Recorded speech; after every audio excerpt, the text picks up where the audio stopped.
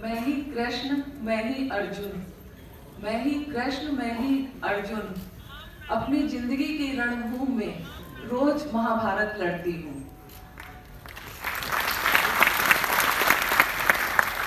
यहाँ पर आए हुए सभी उपस्थित विशिष्ट गण को मैं हृदय से अभिनंदन करती हूँ और जय जवान नागरिक समिति के आदर्श बिकू भाई और उनकी समस्त टीम को मैं दिल से धन्यवाद करती हूँ कि उन्होंने आज हमें यहाँ पर आने का मौका दिया और हमें आमंत्रित किया। और सूरत के सभी लोगों को मेरा सादर प्रणाम, नमस्कार।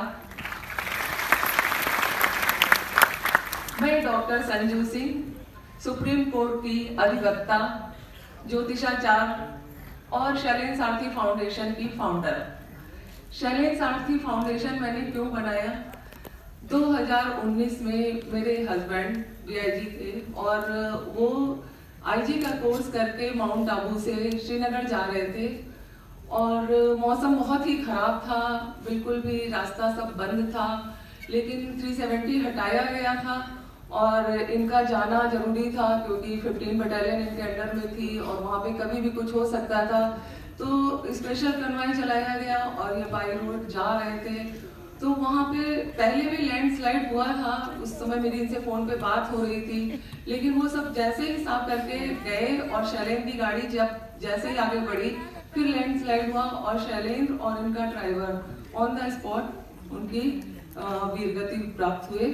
तो ये जो स्टोन गिरा या पत्थर गिरा ये शैलेंद्र के ऊपर नहीं, ये मेरे और मेरे बच्चों के ऊपर गिरा।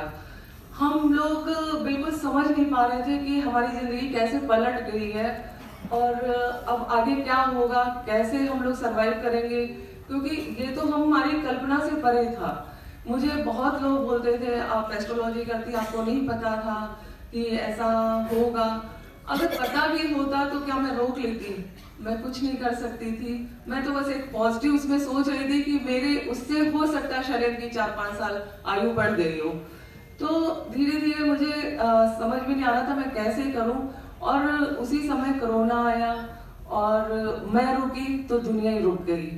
मुझे सोचने समझने का मौका मिला और बार बार मुझे ख्याल आ रहा था शैलेंद्र के साथ जो ड्राइवर था उसकी वाइफ का, ना मैं उससे मिली थी ना मैंने उसको देखा था, लेकिन मुझे इतना सुना था कि उसका 1.5 महीने का एक बेटा है और 1.5 साल की एक बेटी है।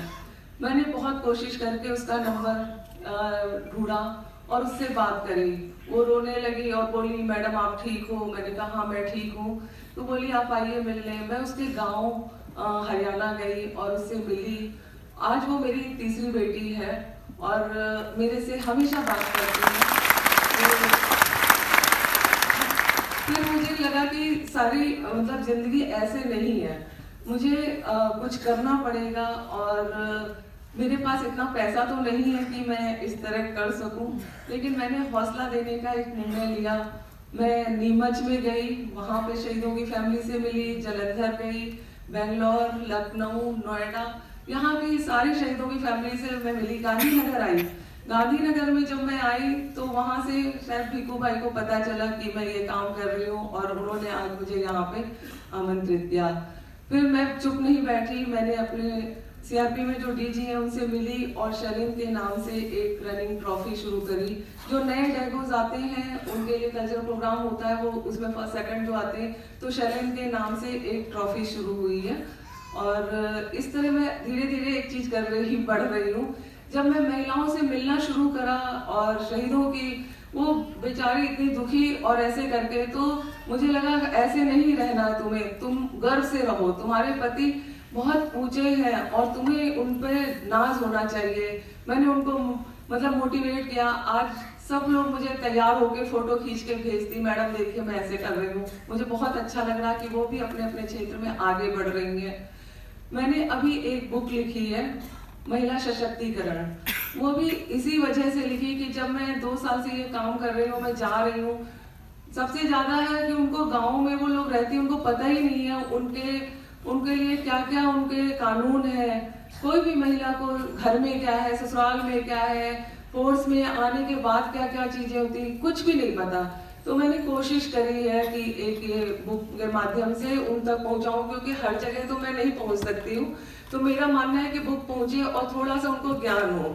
और जो भी अभी हमारे सीआरपी में जो भी लेडीज है उनको कोई प्रॉब्लम होती है, तो मेरा एक सारथी नाम मैंने इसीलिए दिया कि मैं सारथी की तरह काम कर रही हूँ। वो लोग कमांडेंट, डीआईजी, आईजी तक नहीं पहुंच सकते हैं, लेकिन मैं उनकी बात को वहां तक पहुंचाती हूँ और उनकी जो भी काम रुके होते हैं कोशिश करती हैं, वो लोग करते हैं, कर भी रहे हैं। जब शैलेन का एलपीए का नहीं हो रहा था, 1 साल हो गया था, ना मुझे पेंशन मिली और ना एलपीए का कुछ हुआ, फिर मैंने एक लेटर अमित शाह को मेल कर दिया और उसके बाद वहाँ हलचल हुई और मेरे एलपीए का हो गया। तो एक मुझे कॉन्फिडेंस आया। फिर मैं अपने डीजी से मिली और ड्राइवर के लिए बोला कि जब उसी जगह शैलेन का हुआ तो उसको भी वही चीज हुई, तो क्यों उसको भी मिलना चाहिए। खैर उसका भी अभी कुछ महीने पहले ही उसका भी क्लियर हुआ और उसको भी एलपीए मिलना शुरू हुआ। तो इस तरह जब हम धीरे धीरे आगे बढ़ रहे हैं और समझ रहे हैं तो एक कॉन्फिडेंस आया। और सबसे बड़े जब मैं मिली तो सब जो वीरांगनाएं थी वो बड़ी दीनहीन और ऐसे बनी। तो मैंने उनको बोला तुम लोग भी ऐसे तैयार रहो, क्योंकि अगर पति चला गया तो आपको अपनी लाइफ को खत्म नहीं करना है।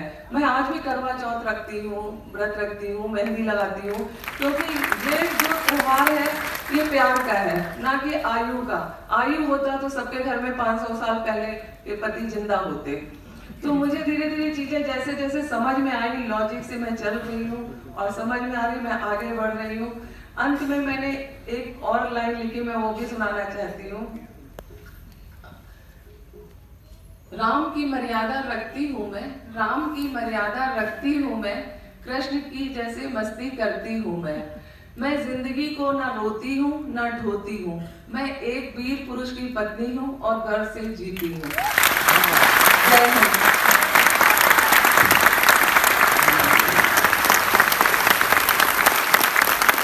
ધન્યવાદ, ખૂબ ખૂબ આભાર. પણ ત્યાં જ રહેવા દેજો પ્લીઝ, ત્યાં રહેવા દો, ત્યાં રહેવા દો.